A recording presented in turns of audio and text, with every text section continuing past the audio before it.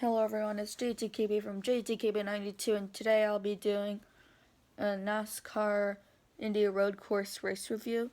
I was actually there today and it was really good.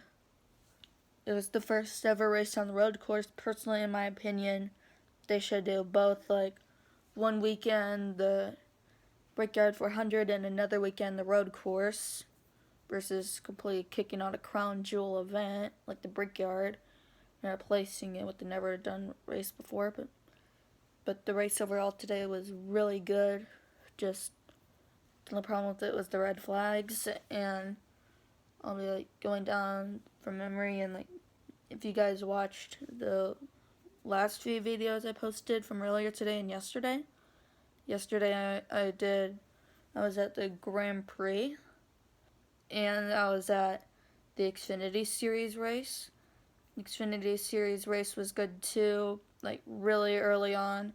AJ Allmendinger was on the pole and he just made a bunch of mistakes at first, and he ended up falling way back, or probably at least down to 10th. I don't fully remember. But then on the very first lap, Harrison Burton hit an orange turtle bump thing, which is for reference, the size of that blanket. Just guessing. Imagine that blanket right there, but hard metal. And he just hit that one, boom, right into the air.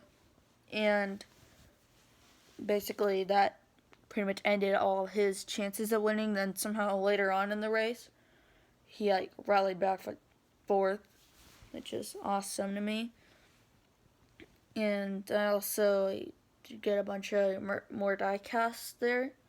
I got 2 Kyle Bushes, a Haley Deegan, Christopher Bell, Martin Truex Jr. diecast, and also got that sign right up there. I moved my Indianapolis Motor Speedway flag, and I moved around some stuff, and I got a lot more diecast. But then trying to think here. But the start of the race today started really good. And yesterday, Will Power in the Grand Prix got his first win of the season in IndyCar. I don't pay a lot of attention to the IndyCar series, but out of the races I've been to this year, I think Colton Herta, maybe? Ryan Hunter, no. Renus VK won the first Grand Prix race of the season at Indianapolis, and then it was at the Indy 500 too, where Elio Castro Neves won. And while me and my dad were getting concessions, or we were getting food or using the bathroom, Grim Rahal crashed, and I had to watch a video after the race to figure out what happened. But back to the race earlier today, it was really good. There was a lot of drama in it.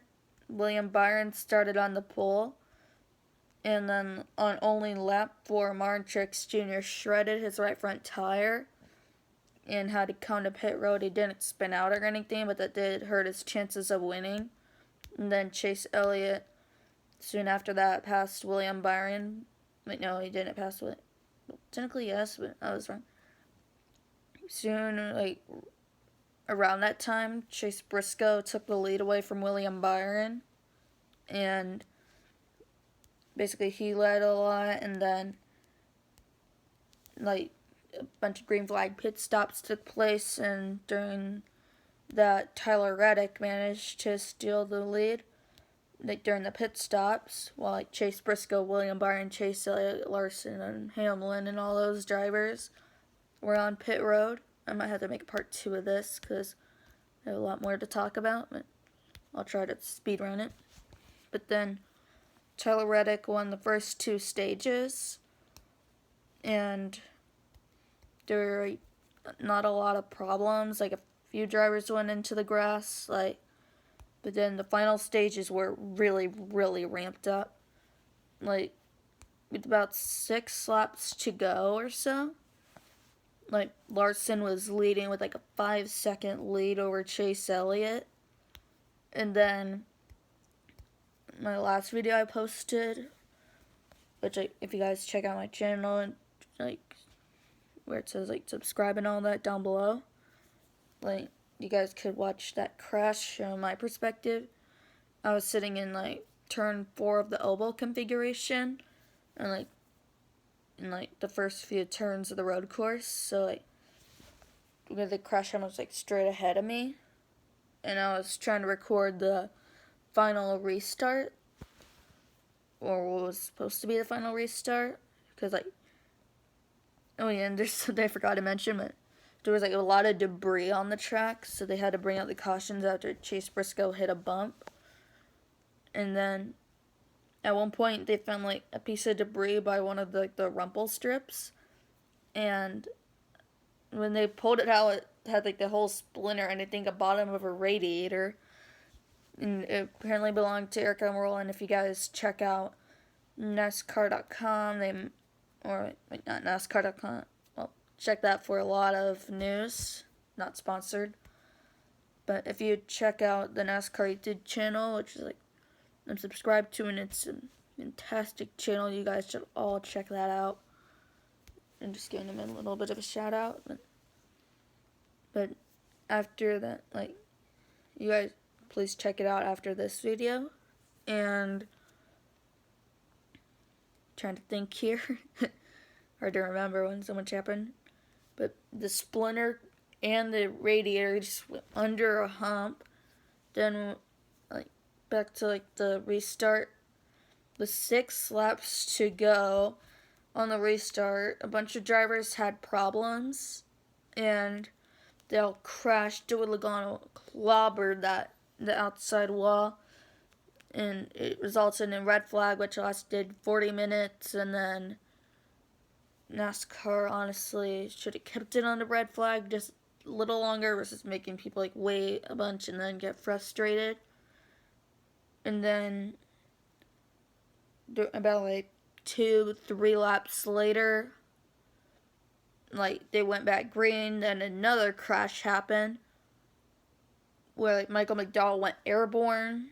Like he didn't flip or anything, like the side of his car just went like into the air, and that caused him to crash, and then a lot of other drivers crashed. Then there was a really short red flag, and under caution, Ross Chastain was a little frustrating me. Actually, he wasn't really frustrating me, he was more confusing me, because like there was a bunch of smoke coming out of the back of his car, and he wasn't coming on a pit road to fix it or anything. And man, my hair is sticking up so much after the shower.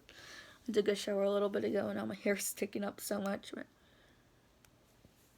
But then like in the last few laps, like after that, my dad and I were like going down to a porta potty thing, and we had like these headsets that could listen to the radios, and like the NASCAR announcers go like, and we are under a red flag once again, like something like that. And I said, are you kidding me? Again?